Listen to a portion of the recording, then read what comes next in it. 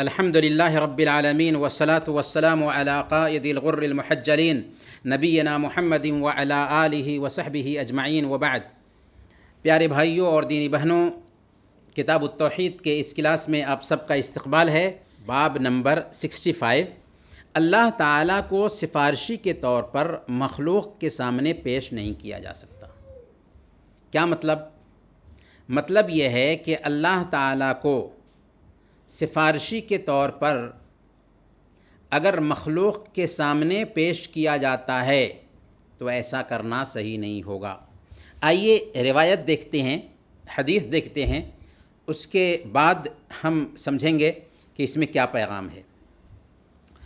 حضرت جبیر بن مطعم رضی اللہ تعالیٰ عنہ سے روایت ہے کہ ایک بدوی نبی اکرم صلی اللہ علیہ وسلم کے پاس آیا، یعنی ایک دیہاتی اللہ کے نبی صلی اللہ علیہ وسلم کے پاس آیا اور اس نے کہا، یا رسول اللہ، نہکت الانفس وجاء العیال وہلکت الاموال۔ اے اللہ کے نبی صلی اللہ علیہ وسلم، جانیں برباد ہو گئیں، بچے بھوکوں مر گئے اور مال برباد ہو گئے، مال تباہ ہو گئے، یعنی قحط سالی آئی ہوئی ہے یا رسول اللہ، اس کی وجہ سے لوگوں کی جانیں جا رہی ہیں، بچے بھوکے مر رہے ہیں اور مال برباد ہو رہا ہے بارش نہ ہونے کی وجہ سے۔ آپ سے انہوں نے گزارش کی، فاستسق لنا ربک، اے اللہ کے نبی صلی اللہ علیہ وسلم، آپ اپنے رب سے ہمارے لیے بارش کی دعا فرمائیں۔ یعنی وہ بندہ جب بارش نہیں ہو رہی تھی اور پریشانی زیادہ ہو گئی تو اللہ کے نبی صلی اللہ علیہ وسلم کے پاس آیا تاکہ اللہ کے نبی صلی اللہ علیہ وسلم بارش کے لیے دعا کر دیں۔ اس سے سبق یہ ملتا ہے کہ اگر ہم کسی نیک انسان کے پاس جاتے ہیں اور اس سے یہ کہتے ہیں کہ آپ ہمارے لیے دعا کر دیجئے اور وہ نیک ہے، زندہ انسان ہے، تو اس بات کی گنجائش ہے، جائز ہے کہ کسی زندہ انسان کے پاس جا کر کے آپ اپنے لیے دعا کریں۔ لیکن اگر کوئی آدمی مردے کے پاس جاتا ہے، مردے کی قبر پر جاتا ہے، تو یہ کیا ہو جائے گا؟ یہ شرک ہو جائے گا۔ اس کے بعد اس نے کہا، فَإِنَّا نَسْتَشْفِعُ بِاللَّهِ عَلَيْكَ وَبِكَ عَلَى اللَّهِ، کہ ہم اللہ تعالیٰ کو آپ کے پاس اور آپ کو اللہ تعالیٰ کے پاس سفارشی کے طور پر پیش کرتے ہیں۔ اس میں دو بات کہی اس نے۔ پہلی بات یہ کہی کہ اے اللہ کے نبی صلی اللہ علیہ وسلم، ہم آپ کو اللہ کے پاس سفارشی کے طور پر پیش کرتے ہیں اور اللہ کو آپ کے پاس سفارشی کے طور پر پیش کرتے ہیں۔ دو باتیں کہی۔ اس میں سے پہلی بات جو ہے کہ ہم آپ کو اللہ کے پاس سفارشی کے طور پر پیش کرتے ہیں، یہ تو صحیح ہے، کیونکہ اس بات کی گنجائش ہے کہ چند شرطوں کے ساتھ اللہ کے پاس بندے بھی سفارش کریں، اللہ کے نبی صلی اللہ علیہ وسلم سفارش کریں گے، بندے بھی سفارش کریں گے۔ کب؟ جب کہ سفارش کی اجازت ملے اور جس کے لیے سفارش کی جا رہی ہے اس کے عمل سے بھی اللہ تعالیٰ راضی ہو۔ تو ایک بندہ اللہ کے پاس سفارش کرے گا، اس لیے اللہ کے نبی صلی اللہ علیہ وسلم کو سفارش کے لیے پیش کیا جا سکتا ہے، لیکن اللہ تعالیٰ کو بندے کے سامنے سفارش کے لیے پیش کرنا یہ کیا ہے؟ یہ حرام ہے، جائز نہیں ہے۔ تو اس نے کیا کہا تھا؟ اس نے یہی کہا تھا، فَإِنَّا نَسْتَشْفِعُ بِاللَّهِ عَلَيْكَ وَبِكَ عَلَى اللَّهِ، کہ ہم اللہ تعالیٰ کو آپ کے پاس اور آپ کو اللہ تعالیٰ کے پاس سفارشی کے طور پر پیش کرتے ہیں۔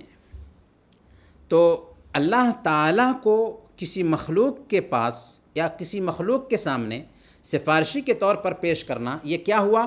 اللہ کی شان کو گھٹانا ہوا، اللہ کی ذات میں کمی پیدا کرنا ہوا۔ اسی لیے ایسا کرنا یا ایسا بولنا حرام اور ناجائز ہوگا، کیونکہ اللہ کی ذات میں اس سے کمی پیدا ہوتی ہے، نقص پیدا ہوتا ہے، ایسا کہنا صحیح نہیں ہوگا۔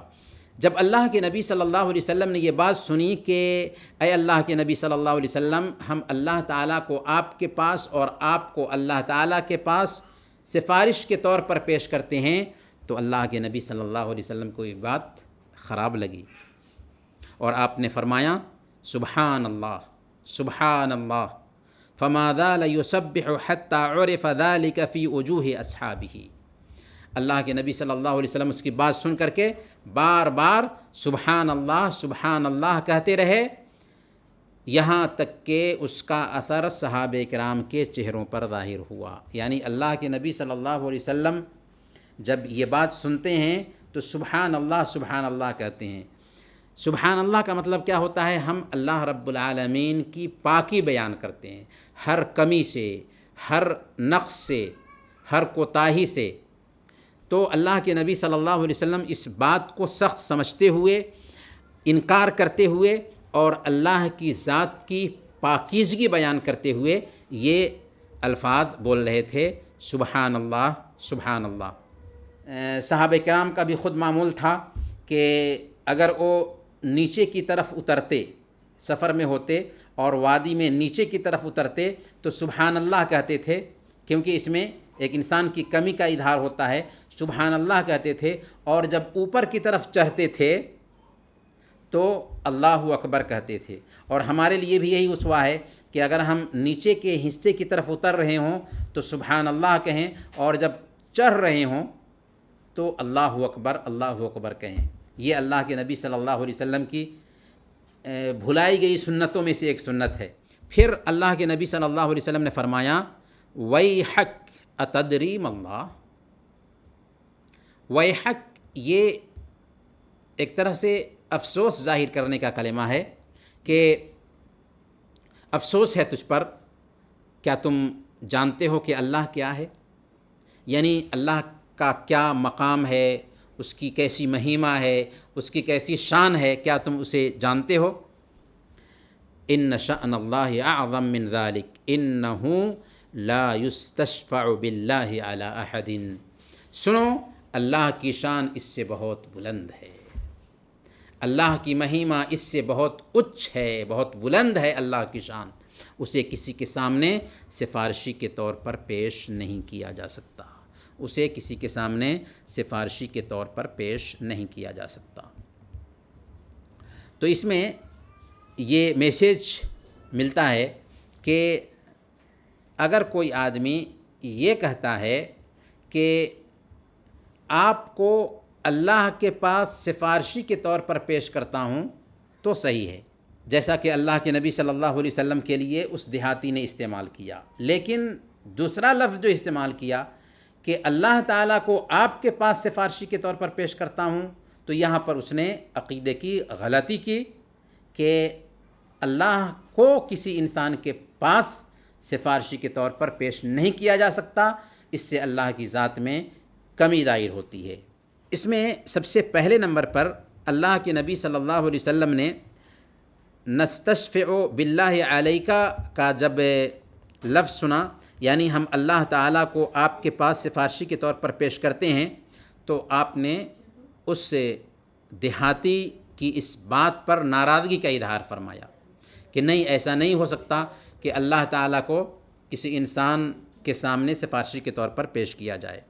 لیکن دیہاتی نے جو دوسری بات کہی، نستشفع بک علی اللہ، ہم آپ کو اللہ تعالیٰ کے پاس سفارشی بنا کر پیش کرتے ہیں، تو یہ بات صحیح ہے، کیونکہ ایک بندے کو اللہ رب العالمین کے پاس سفارشی بنا کر پیش کیا جا سکتا ہے چند شرطوں کے ساتھ، جیسا کہ ابھی ہم نے عرض کیا ہے کہ اللہ تعالیٰ سفارش کرنے کی اجازت دے، اور جس کے لیے سفارش کی جا رہی ہے اس کے عمل سے بھی اللہ تعالیٰ راضی ہو۔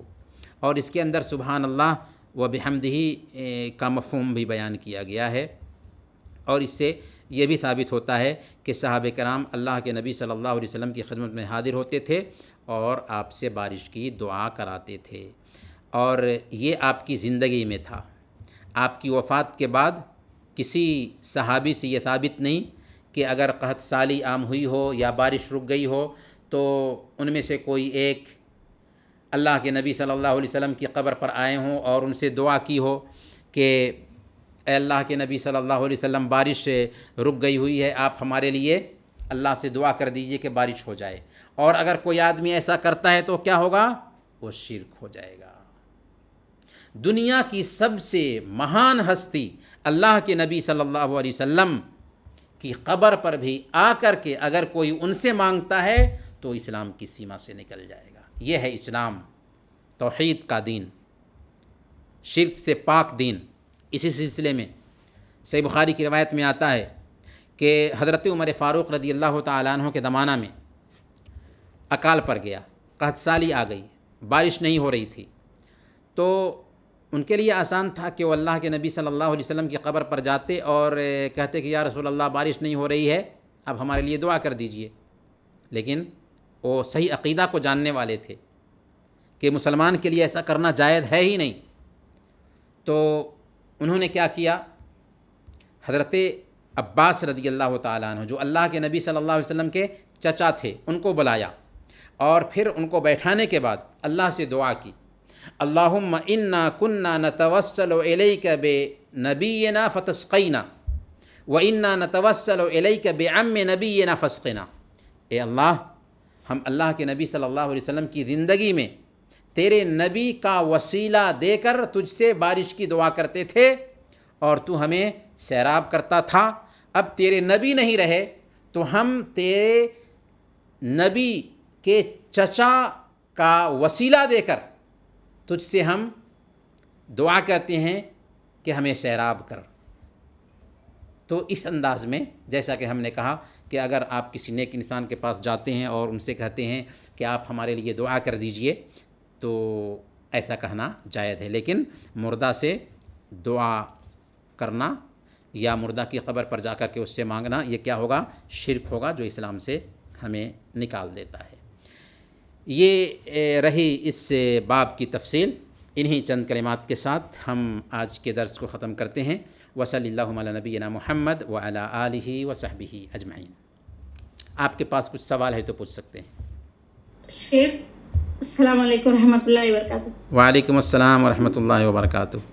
شیخ کیسی ہیں بات؟ جی جی کہ آپ نے ابھی الحمدللہ جی جی بات جیسا کہ آپ نے ابھی حدیث بیان کری کہ آپ صلی اللہ علیہ وسلم کے انتقال کے بعد آپ کے چچا کے پاس جا کر بارش کے لیے دعا کریں. جی ہاں. تو شیخ عباس رضی اللہ تعالیٰ عنہ تھے نا شیخ ان کے چچا. جی نام میں تھوڑا مس کر تو اس لیے تھوڑا نام جان لینا چاہ رہے ہیں.